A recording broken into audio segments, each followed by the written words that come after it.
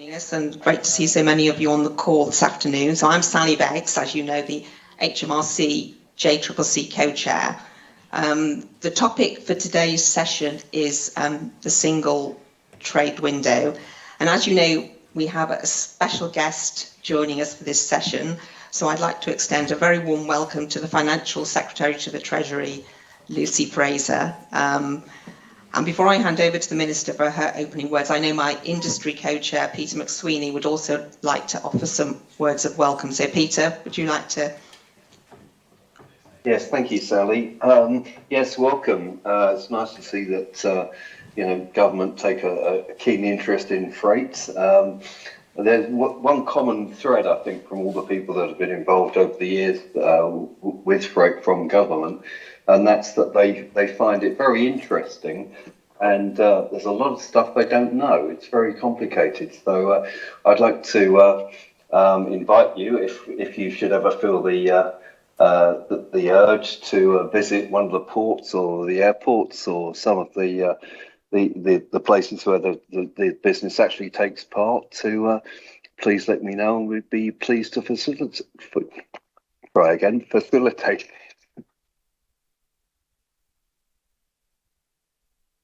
We lost Peter. Thank you.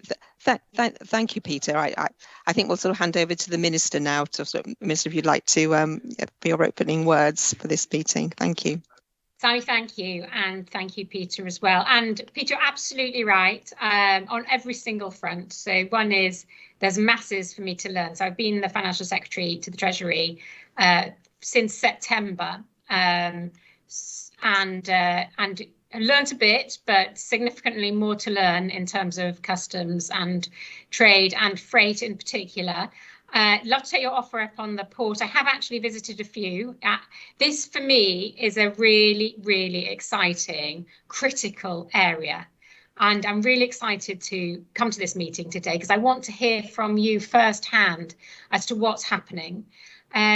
Because we have really, really ambitious plans, which I'm sure you're aware of, for the borders, and how do we streamline everything? How do we make it easier for people to trade? How do we stop people inputting the same thing, many, many times to different government bodies, or sometimes even the same government body, HMRC? How do we reduce the data? How do we make it easier for you as operators? And this is something that I feel really passionately about, because I think it's a fantastic opportunity for trade in government. I think it's a fantastic opportunity for HMRC, and hopefully it's a fantastic opportunity for operators as well. So you'll know that we've already started to develop the ecosystem of trusts pilots, which we hope will be instrumental in revolutionising the way that we do business at our borders. And we're also looking at working with ports to streamline how border agencies operate at the frontier. And you will know that the single trade window will start to develop in 2023, and we intend it to be fully operational in 2027. We really do want to have a revolution in the way data is collected. We want to make it more simple. We want to make it data driven.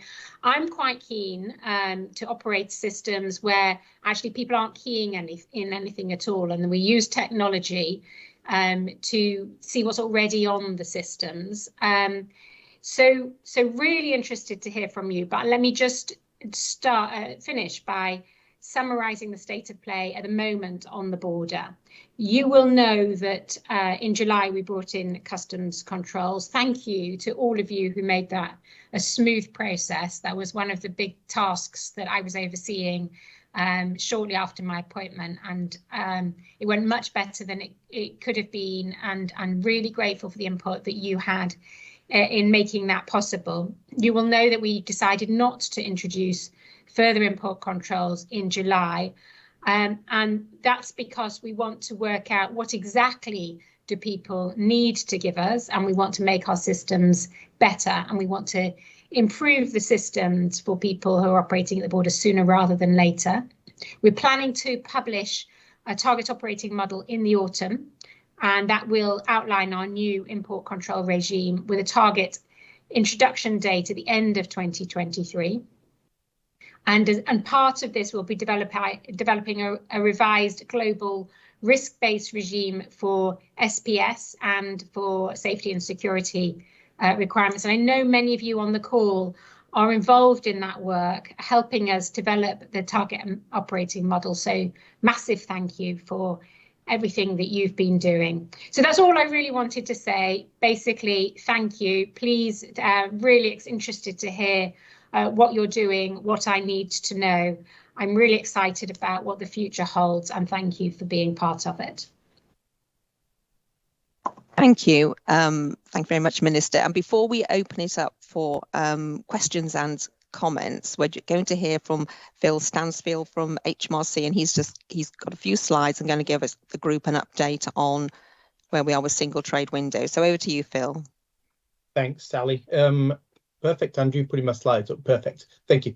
So thank you for the introduction. I think the single trade window programme and myself have probably spoken to yourselves a few times, but for anyone who didn't manage to catch those, I'm just going to do a short introduction.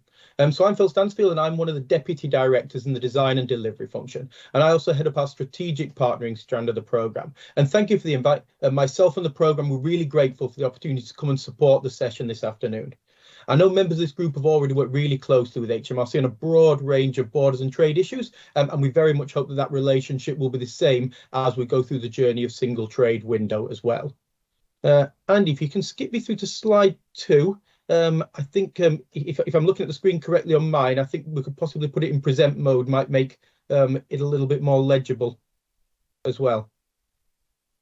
But if I go into slide 2, while we try and kind of sort that as well. So I thought I'd start by doing a brief refresher on the role the single trade window plays in the government's long-term plans for the border, and that commitment to deliver a world-leading single trade window as part of the long-term ambition to be the best border in the world by 2025.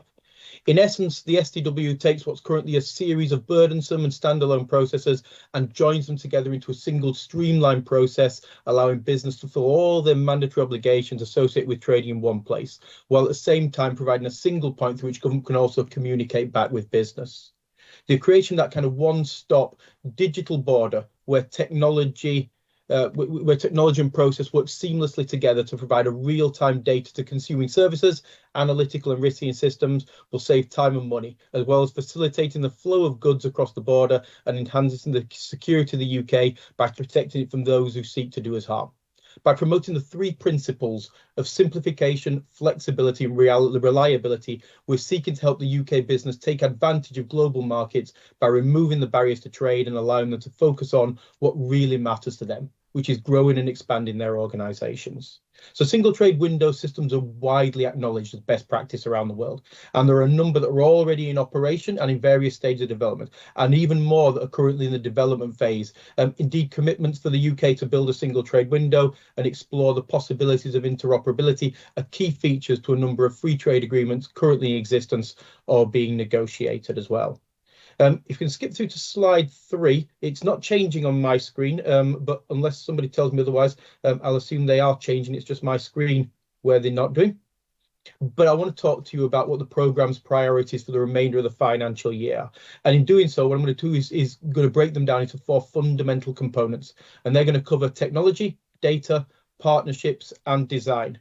I can see a few things coming through. Andy, could we possibly try and restart the slideshow?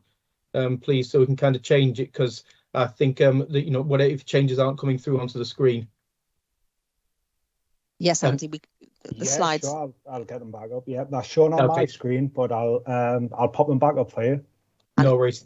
Thank you. I'll just kind of go through as we go in there. So while emphasising at the same time that those 4 areas I just mentioned there, the intrinsic nature of these are all linked together, as can be shown on slide 4. Andy, if that's probably the best one for us to go to first. So I'm going to start with technology, because this will in essence be the underlying engine that drives functionality. And the programme's established its view of the high-level component architecture model last year, which I believe was shared with JCCC members in a previous session. And since then, we've been doing a lot of work with industry in order to test and refine this model. Now, this took the form of our request for information from the market, where we asked industry to comment not only on our proposed tech design, but also our approach to data, as well as general delivery considerations, providing license for them to stress test our ambition as well as approach. STW is going to be a long-term strategic asset for government. And by exploring those possibilities in the market, we're looking to ensure that what we develop harnesses the right level of market innovation, allowing us to really deliver best value public services. Key findings from this exercise, I think we've skipped one slide too far now, but no problem with that. Key findings from this exercise were the market broadly agreed with our architectural approach and felt the programme had pitched its level of ambition about right for STW. Now, the next phase of the programme will be to take the learnings and refine that target architecture into the next level of thinking. And the likely build of single trade window will require common foundational components for which traders and government functionality can then be built on as use cases. And it's these foundational functionality the programme we're looking to put in place as the first phase of its procurement strategy. And these components are going to deliver the technology that underpins the STW delivery, allowing us to bring together multiple instances of a user across government, and to also intelligently transform data items received and send them to multiple consuming services. Now, I think the members have had previous discussions on the migrations of traders from Chief to CDS. Now, the programme is a really strong supporter of this process, as one of the architectural approach means a trader won't be able to take advantage of functionality delivered by STW until they've migrated to the new systems, with a principle that we're putting in place of trying to minimise technical debt, therefore building to strategic architecture across government. I'm going to turn my attention now as well towards data. Now, anyone who's heard me speak before on single trade window will probably have heard me say fundamentally STW is a data program. And in order to move data around across government and realise the ambition of single instances of a trader at the border across government, the programme's priority for this year will be to create a cross-government data model for the interaction with single trade window. This is going to be an iterative model that will develop as additional data sets and use cases are delivered into the STW. The design of the data model will also need to be flexible as it responds to any changes in requirements for the border's data across government and the analysis of cross-referencing of required data sets. And this will be key to how the programme realise those efficiencies for traders of harmonising the data that it asks for.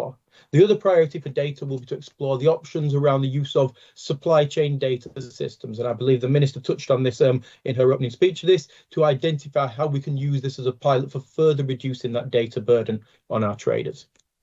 Another priority for the programme is to secure the right partnerships for successful delivery and the implementation of STW.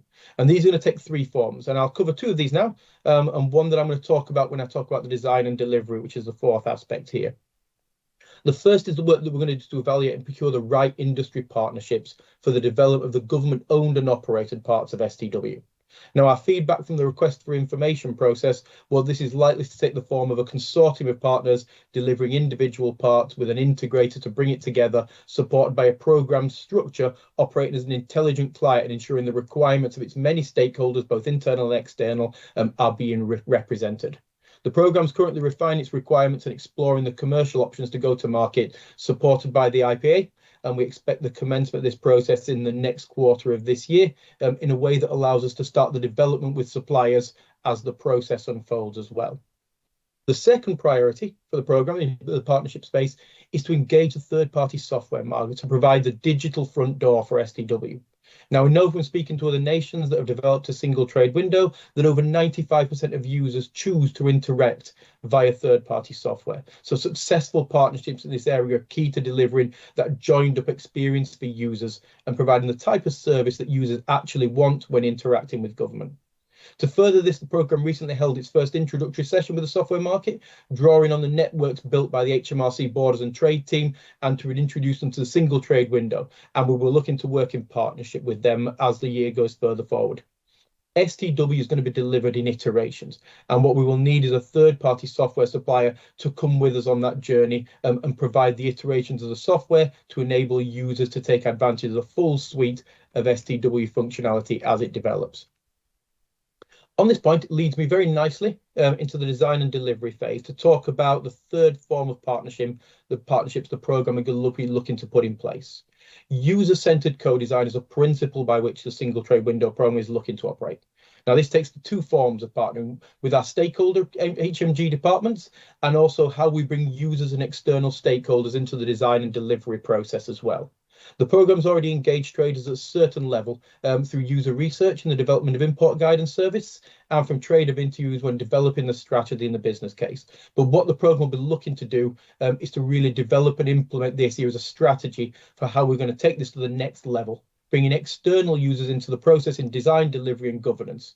I would especially welcome members' thoughts on how we might shape that strategy and things to consider when looking at that as well. The final note on this is the continued delivery of the STW guidance service that will soon launch the export journey guidance to complement its current import journey, a piece of work that's been done in parallel with colleagues from DIT and the Export Support Service. I can see from my screen that I think we're already on slide 5. So I'll move kind of into the next thing. So members of the group will know that the government set out the decision that no further import controls on EU goods will be introduced this year. And they explained that a target operating model is going to be published in the autumn, and that's going to set out a new regime of border import controls. So what I'd like to talk about is how Single Trade Window Programme is also influencing and helping shape that work to define the target operating model of 2025, and also the interim phase for the end of 2023. So just like the 2025 border strategy, STW sits at the heart of the target operating model, and the two are working hand in glove to ensure the picture is coherent and also realisable as well. The programme recently commissioned an accelerated design sprint, a cross-government piece of work focusing on the user experience for 2023, including customer support and evaluating the required functions through the lenses of policy, technology, legislation and customer insight and deliverability, to ensure that we challenge ourselves to deliver the most value for users as possible, whilst also remaining in the boundaries of what's realistic to deliver. As a linked piece of work, it's also exploring the art of the possible for supply chain data and the use cases of this to improve the 2023 customer experience, responding to mixed messages received in the request for information process, where thoughts varied from it being a key opportunity to accelerate early benefits and others suggesting the technology was not yet right to make it reliable and to be adopted at this point in time. If you could move me, if it's possible, through to slide 6, please. The slides are changing. Excellent. So the final topic I want to cover and touch on ahead of the Q&A session is the findings for the policy consultation on STW earlier this year. And we'll be issuing a further consultation and publishing a full analysis of the responses to earlier discussion papers this summer. But I know this group were very interested in the themes of that consultation when we talked to you in February, so I'd like to share some of those findings you in advance of that today. The discussion document asks for industry views on a number of areas of design of the single trade window, setting out the possible approaches to data collection, ensuring interoperability with other countries' customs systems, and the future considerations for the use of technology, particularly how we could capture better supply chain data. And here's a little more on what we heard during the earlier discussion exercises and set out we were factoring into our thinking. So I'm going to start with pre-population on that, and this was something that respondents were really positive about and felt would particularly benefit small firms and those regularly moving the same type of goods. So think of it as kind of to a certain extent regular journeys, so the ability to kind of save and adapt previous submissions that you've gone to. There were also concerns about the human error. However, those are kind of some things that we will clearly need to be addressed when we go down into a lower level design of the programme. And that's where I think that kind of that co-design with industry and engagement with yourselves will be key in order to get that right. Now, there were many ways that this functionality could be part of STW, providing you with details from previous forms to using data about trade from elsewhere in the system to pre-fill some of those declarations. And we'll need to work through those as different options as well. So we're exploring this functionality further and are keen to utilise it as much as is feasible, subject to the practicality and constraints imposed by the safe use of data as well. Further questions on the collection of data will be included in the consultation that's scheduled to run this summer. We're also going to set out some details for how a single trade window could allow more than one party to provide data to a declaration through STW. And we heard concerns about that. What would happen to the liability in these circumstances? And this is something that we'll be looking into more detail and asking questions on in the forthcoming consultation documentation. Let me touch on the kind of interoperability now as well. So most respondents felt interoperability would be beneficial, although they needed more details before commenting further. And we think of interoperability as the ability for the UK single trade window to communicate with other countries' single trade windows in a your exports are my imports model. And this is again something that we need to be covered in further consultations, but we won't be setting out that more specific arrangements would look like either. Most respondents felt it was important for the UK single trade window to adopt common international standards, and this is something that we're working on as well. So most respondents to the consultation could also see the benefits of using supply chain data, but appreciated that there was more work to do before anything could be effectively implemented. What we're doing is establishing a series of pilots that will help us to understand what usable data is available. How might this be accessed by HMG? How valuable will it be in improving our risking skills? What benefit will it also bring to the trader, as well as use of the supply chain systems in the private sector that need to be encouraged before government can implement those changes as well. If you drop us through to slide 8, please. So I'm just going to recap on the next steps of the consultation before I kind of turn it back over to the Q&A session. So HMRC policy programme and the wider colleagues across HMG have considered the discussion paper feedback. And this valuable insight was since informed proposed legislative change that is going to underpin the single trade window. Over the summer, we're going to publish these findings in a new consultation that seeks to test and gather industry views on the proposed legislation changes that are required. And there's a bit more info on that on the slide. And of course, we'll signpost to members that once it goes live. And on that note, Sally, I will turn it back over to you as chair, please. Thank you very much. Thank you very much, Phil, for a whistle-stop tour through those slides. And I've seen the comments in the slides about people interested in having the slides. I'm sure we can sort that out after the meeting.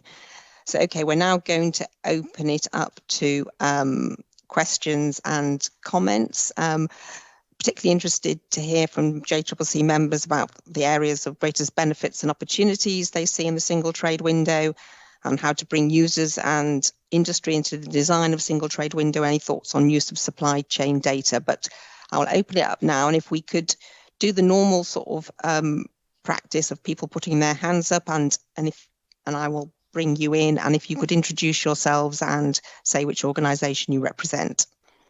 So hands up, who would like to go first? Never normally a group to be backwards coming forwards.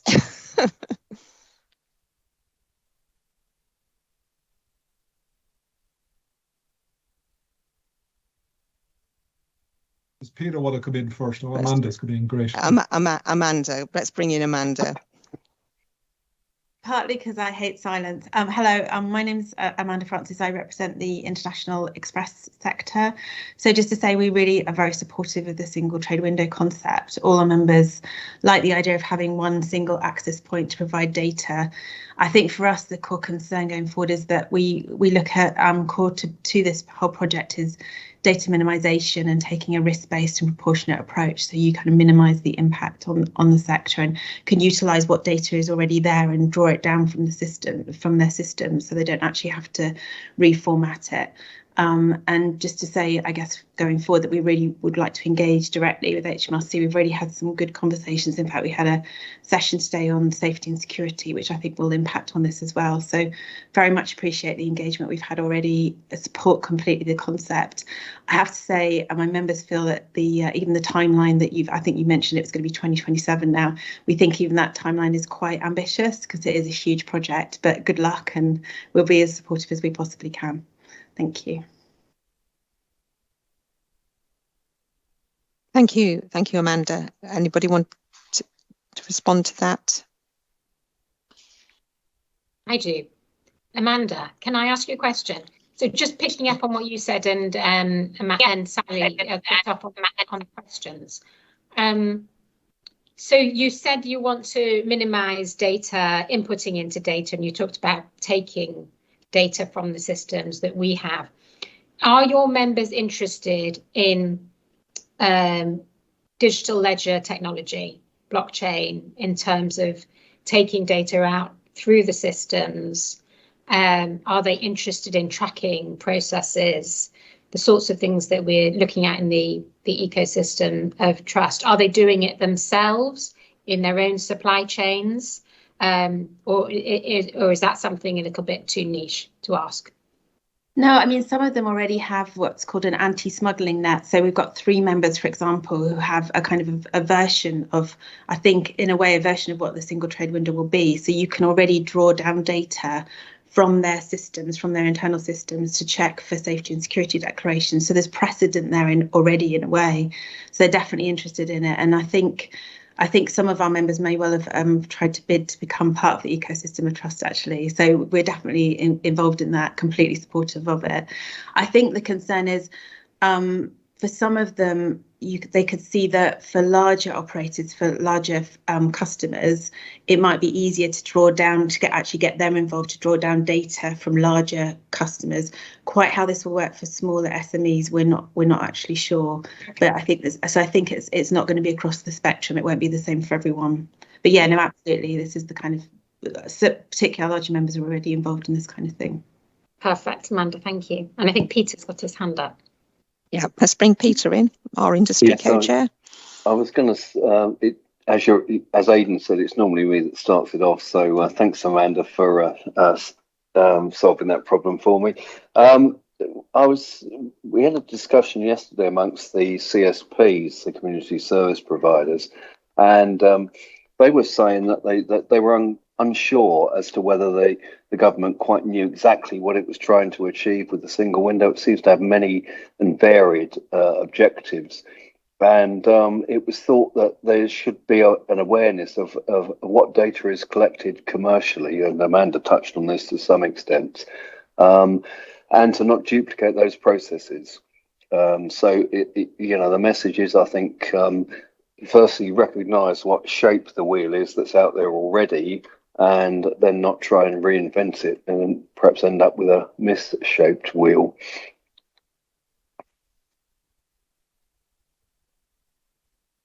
Thank you, Peter. Anybody want to comment on Peter, or should I bring in Richard? Richard Ballantyne. Thanks, Peter. Richard, do you want to come in? Hi, everyone. Richard Ballantyne, British Ports Association. I'm on a train, so if I am fading out, just yell at me. I'm used to that. Just thank you very much for the opportunity to feed in as ever, and appreciate the officials who've reached out previously as well before the consultation. From the port's point of view, we're a couple of steps removed from all this. So I think it's important for us to understand where the benefits will be. And we would ask that if there are going to be changes, there are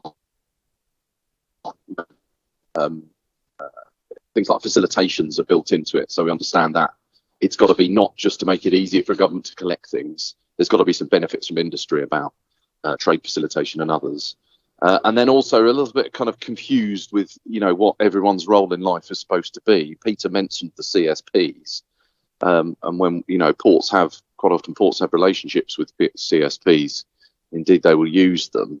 So where do CSPs sit in respect of this is something that, we've touched on before, but I think we need to kind of be quite clear on. So that's just feeding in from me from now. But happy to answer any questions or take anything offline if anyone wants to. Richard, thank you. Can I just say that? Thank you. That's really, really helpful. I mean, the whole aim is not that HMRC is the ultimate beneficiary. We do want to make it easier for traders, for businesses, and that includes ports, obviously, as well. So easier to import, but then hopefully swifter processes through the ports. But on top of that, we are thinking what policy changes we can make in order to ensure that it's easier for port operators as well. And I think there was a question on the chat. Not a big fan on questions on the chat because you have to multitask, which is always challenging for a minister. But we do want to build on our IT rather than sort of, obviously we're bringing in CDS. That's the system, and we want to build on that going forward. Sally, back to you. Thank you. Let's carry on going down the list. We've got a whole series of hands now. Let's bring in Des. Des Hiscock next is on my list. Good afternoon, Des. Did we think Des is dialing in from his ACITA conference? Was that? Hi, Sally. Can you hear us? We can. It's not great reception, but I think we can hear you. If you go, Des. Hey, I've got a couple of members here that are. We've got a lot of echo. Is that working now? Is that better? Can you hear me, Sally? Perhaps Sally will come back to Des. Perhaps we'll come back to Des. I don't think that's working brilliantly. I'll carry on going down my list because I know we haven't got much time and I want to maximise the number of people who can make comments. So next on the, I know Robert's waiting, but I've got next on my list is Ilona Corker. Hi, hello, good afternoon already. My name is Ilona and I come from the Institute of Expert International Trade. I just wanted to add that I'm really, really happy to hear about all the good stuff, which is pre-population and data collection and all the new technologies that we can use. And what I'm also really happy about is the interoperability. I've been doing a research on single trade window interoperability for the last 3 days. And I think this is the key for the future. This is the recommendation number 36, I guess, from the United Nations. And it's really important, and it shows that we know how to work with other countries to bring the value, and it does bring value when countries connect their single trade windows. So looking forward to see the results. Thanks, Ilona. Vote of confidence there. Let's move on quickly. Let's move on to Robert. Robert, good afternoon, Robert. Good afternoon. How are you, Sally? I'm good, thank you. Good. Right. First of all, I represent the freight forwarders, and in general terms, they're quite interested in this idea. But there's a but.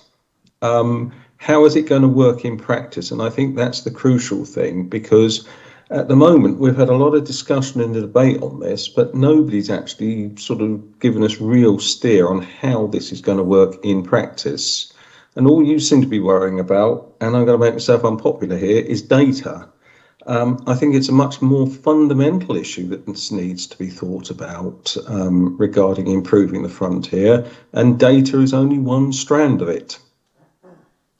The first thing, as I would venture, is guidance and education. It's no secret that trade think that what's on Gov website at the moment is rubbish, and that's being polite about it. Not clear, not concise, not direct, and often misleading. I would only use the recent example of CDS. You make reference to certain phrases which just do not exist in fact. The other thing is the government organisation of departmental responsibilities and services at the frontier needs a careful look at.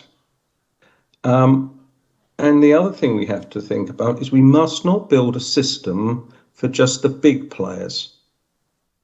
You have got to give the little guy a chance. And the ability to supply data varies massively dependent upon the nature of the business, its size, and I will tell you there are some very big companies who are very poor with data, but there are some small ones who are very good actually, and the mode.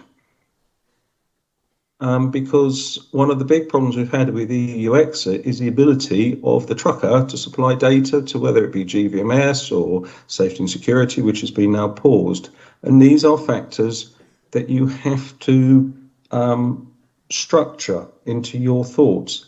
And it's got to be pragmatic. So my plea would be, make sure you actually talk to people who are going to make this work in operation. Yes, there are IT experts and all that sort of thing, and they are probably very competent in their world. But unless you can actually say to the person on the desk, can this be made to work? I'm afraid we will probably be talking about this in another 7 years. Because I remember talking about this in Cipro when I joined BIFA 15 years ago. Now I'm going to go and lurk back with my COVID. Thank you very much.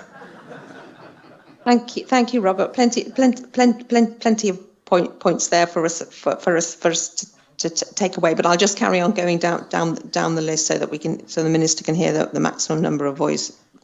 Susan, do you want to come in, Susan Worley?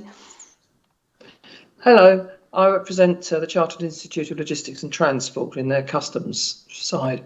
What I would like to say is we support the single window and the ecosystem of trust.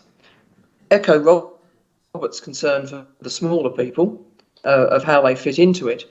But the other thing that we're a little concerned about is the data and the systems that provide the data are currently today many and various. some of which are better than others, some of which are very specific, and some of which are rather generalist. There's a huge sort of spectrum out there of various systems. And what we are concerned about is in the attempt to move quickly, which we'd all love to do, we don't really want to bake into the new system the failings of the old ones. Because they exist today and they function today, doesn't mean they necessarily function well for the new era. Some of them have been around a very long time. I don't mean chief, I mean some commercial systems. And although they've moved along with the times, it doesn't mean that the way of looking at the universe need be the same today as it was when they were conceived. And we're a little concerned that it's possible in the attempt for speed that we're going to stay looking at the universe through the lens of the existing old systems, rather than saying, what would we really like and where do these systems fit into that, if indeed they do? And there's so many different ones we're talking about, to say not all good, not all bad, not all serving the same purpose. But we'd like to be sort of certain that we're taking a clear view of this and not just getting caught with existing or past viewpoints, because the world has changed, it has moved on, and what we looked at just a few years ago as being a good way of doing things isn't a good way anymore. So we'd like to make sure that that's captured rather than getting stuck with the as is, if you like, but just more joined up. That was my thought. Thank you. Thank you, Susan. I'll just carry on taking some comments. Then, Minister, I'll let you, if there's any comments you want to make at the end. So Alex Veach, bring in Alex Veach. Hi, Sally. Hi there, Alex. Good afternoon, Minister. Hope everyone's well. Alex, I'm with the British Chambers of Commerce. Thank you for doing this, and thanks for your engagement with industry. I would like to flag something I don't think has been mentioned yet, which is about the prize. And someone did mention what's in it for the wider business sector. I think something that the business community is very keen to do for a number of years is expand the trusted trader schemes. I was really glad to see in the expression of interest document mention of AEO, both UK AEO and mutually recognised AEO. And the head scratching that's gone on for many years in our world is what's the benefit to the business? And then if it's an intermediary, what's the benefit to their customer? And if the prize here is, as the EOI doc says, the prize is faster border crossings and preferential sorting and first being seen, being checked ahead of others who are not certified. Movements, marginal improvements through the border can make a really big difference. And so what could that could then develop that ecosystem where you get more companies as part of AEO all the way down the supply chain, and then everybody gets quicker, everyone gets faster, everyone gets more trusted. So I actually think let's not lose sight of what we're trying to win, which could be a really substantial benefit, notwithstanding all the important caveats that colleagues have raised. So happy to work with you and really glad to see it progressing. Thank you. Thanks, Alex. Let's bring in Katie Doherty.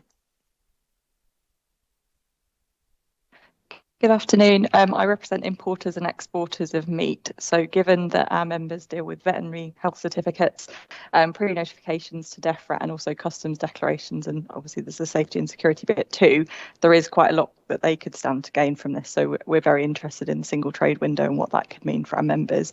I do share some of the concerns that Robert raised around kind of data supply and it needing to work for all sizes and types of companies, because something that's come out of our membership, talking to them about the single trade window, is concerned about control over who has access to the data, and I guess concerned that they might lose that, and bigger companies may perhaps say, yeah, it's fine for everyone to kind of see the data, whereas small companies might feel there's a risk there.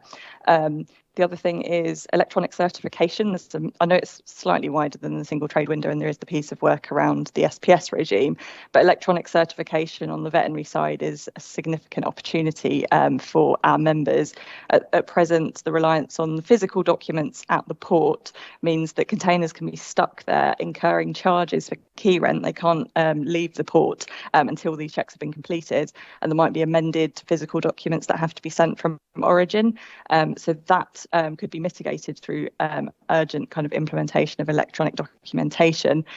These are, of course, costs that are passed through the supply chain, inevitably to consumers. So actually, there's a really kind of good kind of case for doing that kind of urgently. So those just a couple of comments. Thank you.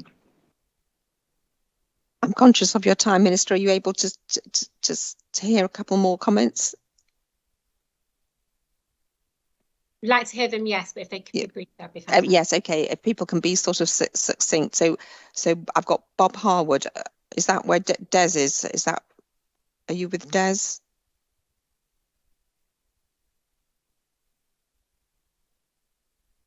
We can. Yeah.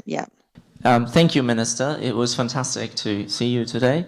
Thank you for joining us. I wanted to make a comment on the distributed ledger technology that you mentioned about. Of course, we're really interested in using that, but the condition is that once we've collected data somewhere around the world, put it on, and it's good secure data, when we put it on a distributed ledger, that we do not have to type it in again when it reaches the UK. So once it's on the blockchain, it should go directly into your system. And there's two questions we had is one on the trusted trader. What is actually a trusted trader? It's really crucial that we need to know, because then we can prepare for it. We need to know in order to leverage the benefits from the single trading window. And the other question is around the integration of the UK single window with other single windows around the world, because if we did that, then we had a real opportunity to move the data from A to B without many people having to touch it, therefore leveraging opportunities. Thank you. Thank you. And finally, I think Andy Miller. Bring in Andy. Yeah. Hello, Sally, Minister. Thank you for allowing me to join and comment. On behalf of the AOCC, so the Airline Operators Committee Cargo, we are big supporters of the concept of a single trader window. We've been engaged in the core project previously for a long time, and the concepts of a single trader window within the Commission when the UK were members of the EU. One request and reach out really is that we don't purely focus on imports and exports, which we did predominantly during the transitional period and the end of the transitional period for the aviation sector. At least a third of the goods moved in our industry are rest of the world goods to rest of the world goods. So they're transiting the Great Britain, and also on multi-modes of transport, which we experienced through the stage control. So, when we're looking at data from provided from many sources, there are challenges that different modes of transport have different levels of data and different customer bases, and that the change from just purely imports and exports, we need to look at a holistic approach to some of this, and a one size doesn't fit all, but happy and looking forward to engaging going forward. Thank you. Thank you, Andy. I think we've had a wide range of viewpoints there. Minister, do you have any sort of closing comments? Thank you, Andrew. Really interesting points. Just to pick up on a few comments that some others have said. So Katie, Robert, you're absolutely right. We can't just focus on the big guys, although they do a significant proportion of trade. We do have a lot of people by number, smaller traders outweighing the number of larger traders. So we're very, very conscious of that. Susan, in all IT projects, you can't just redo the old system. So you're absolutely right. The team are looking at how do we not just put the new system onto what is the old system, but how do we make better changes from a policy perspective to make it easier.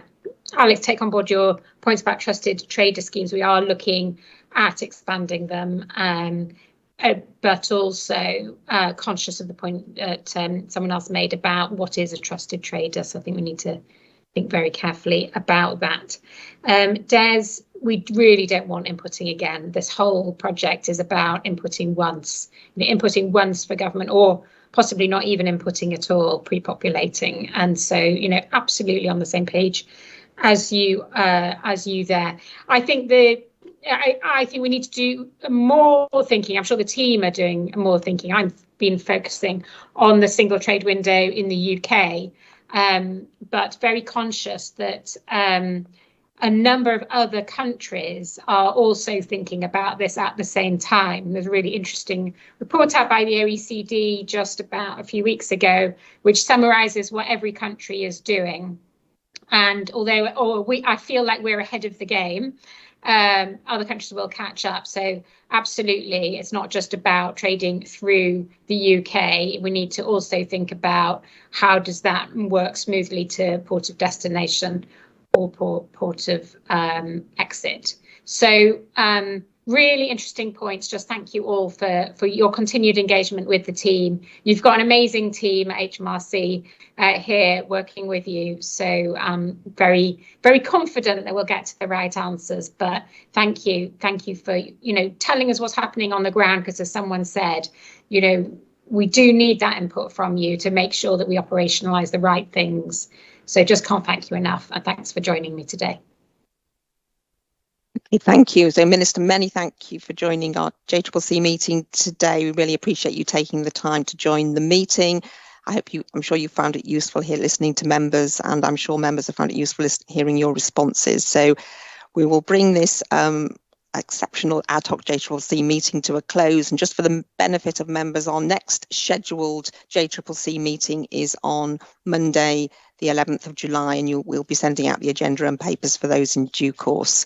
I also saw some comments in the chat about the slides. I think I know on the comments about the sort of sensitivity rating, but I'm sure we can sort that out and get them sent round to members. So many thanks for joining us today, and we'll all speak soon. Thank you all very much.